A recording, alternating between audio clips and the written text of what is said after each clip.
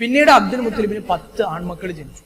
നമ്മൾ ആദ്യം പറഞ്ഞു അന്ന് സംസം കുഴിക്കുന്ന കാലത്തുണ്ടായിരുന്നത് ഹാരിസ് എന്ന ഒറ്റ മകനാണ്. ഇതൊക്കെ റസൂലുള്ളാഹി സ്വല്ലല്ലാഹു അലൈഹി വസല്ലമയുടെ പിതൃവന്മാരെ കുറിച്ചാണ് നമ്മൾ പറയാൻ പോകുന്നത്. ഹാരിസിന് ശേഷം ജുബൈർ, അതുപോലെ തന്നെ അബൂലഹബ്, അബൂലഹബിന്റെ അബ്ദുൽ ഉസ്സ എന്നാണ് പേര്.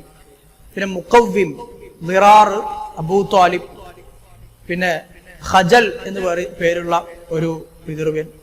അതുപോലെ തന്നെ റസൂലുള്ളാഹി സ്വല്ലല്ലാഹു അലൈഹി വസല്ലമയുടെ ഉപ്പ അബ്ദുള്ള, പിന്നെ ഹംസ, അബ്ബാസ് എന്നിങ്ങനെ 10 ആളുകൾ, 10 മക്കൾ അബ്ദുൽ മുത്തലിബിന് ജനിച്ചു. 10 മക്കള്.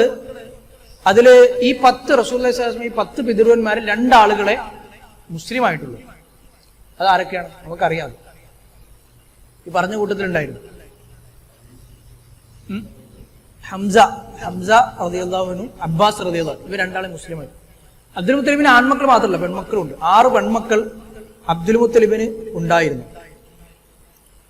അവരുടെ പേരുകൾ: ഒന്ന് സൊഫിയ ബിൻത് അബ്ദുൽ മുത്തലിബ്. ഇവർ പിന്നീട് പിൽക്കാലത്ത് ഇസ്ലാമിക ചരിത്ര ഹദീസുകളിൽ വരുന്നുണ്ട്. അതുപോലെ തന്നെ ഉമ്മു ഹക്കീം, ആത്തിക, ഉമൈമ, അർവ, ബർറ എന്നിങ്ങനെ 6 പെൺമക്കൾ. ഇതിൽ ഒരാൾ മാത്രമേ മുസ്ലിം ആയിട്ടുള്ളൂ. സൊഫിയ റളിയല്ലാഹു അൻഹ.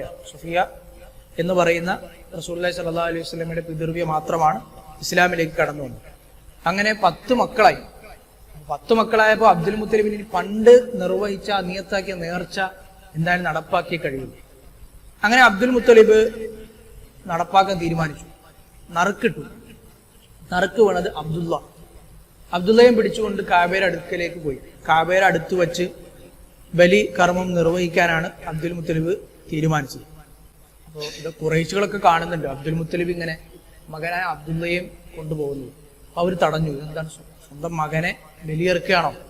മകനല്ലേ. അപ്പൊ അവർക്ക് അബ്ദുള്ളയോട് സ്നേഹമുണ്ട്. ഖുറൈശികൾക്ക് ബന്ധുക്കളാണ്, അതിന്റെ ആവശ്യമില്ല. അങ്ങനെ അവർ അവസാനം ഇതുപോലെ നേരത്തെ പറഞ്ഞതുപോലെ ഒരു മന്ത്രവാദം ചെയ്യുന്ന, ഒരു ദുർമന്ത്രവാദം ചെയ്യുന്ന ഒരു സ്ത്രീയുടെ അടുക്കൽ അവർ പറഞ്ഞു കൊടുക്കുകയാണ്, ഇതിങ്ങനെ നറുക്കിടണം.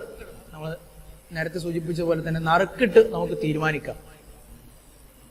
അബ്ദുള്ളക്ക് പകരം ഇപ്പുറത്ത് മറ്റേ നറുക്കിൽ എഴുതേണ്ടത് 10 ഒട്ടകങ്ങളാണ്. ആദ്യം അവര് നറുക്കിട്ടപ്പോൾ അബ്ദുള്ളയെ കിട്ടി. പിന്നീട് അവർ വീണ്ടും പറഞ്ഞു അബ്ദുള്ളയുടെ പേര് 10 ഒട്ടകങ്ങളുടെ പേര് എഴുതാം. അബ്ദുള്ളയുടെ പേര് തന്നെ വീണ്ടും വരികയാണെങ്കിൽ 10 കൂട്ടുക, ഒട്ടകത്തിന്റെ എണ്ണം കൂട്ടുക, 10 വീണ്ടും കൂട്ടുക.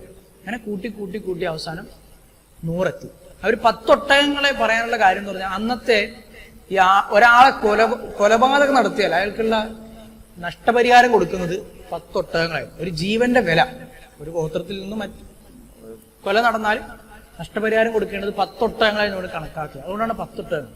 അവസാനം 100 ഒട്ടകങ്ങളായപ്പോഴാണ് അബ്ദുള്ളയുടെ നറുക്കിൽ നിന്ന് ഈ ഒട്ടകങ്ങളുടെ പേരിലേക്ക് നറുക്ക് ലഭിക്കുന്നു.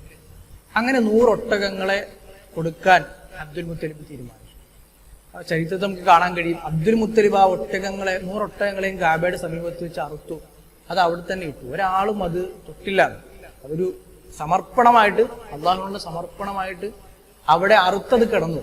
അത് ആരും ഭക്ഷിക്കാതെ അതങ്ങനെ 100 ഒട്ടകങ്ങൾ ഇങ്ങനെ ബലിയെറുത്ത് കിടക്കുന്നത് കാണാൻ സാധിക്കുമായിരുന്നു എന്ന് ചരിത്രത്തിൽ നമുക്ക് കാണാൻ കഴിയും.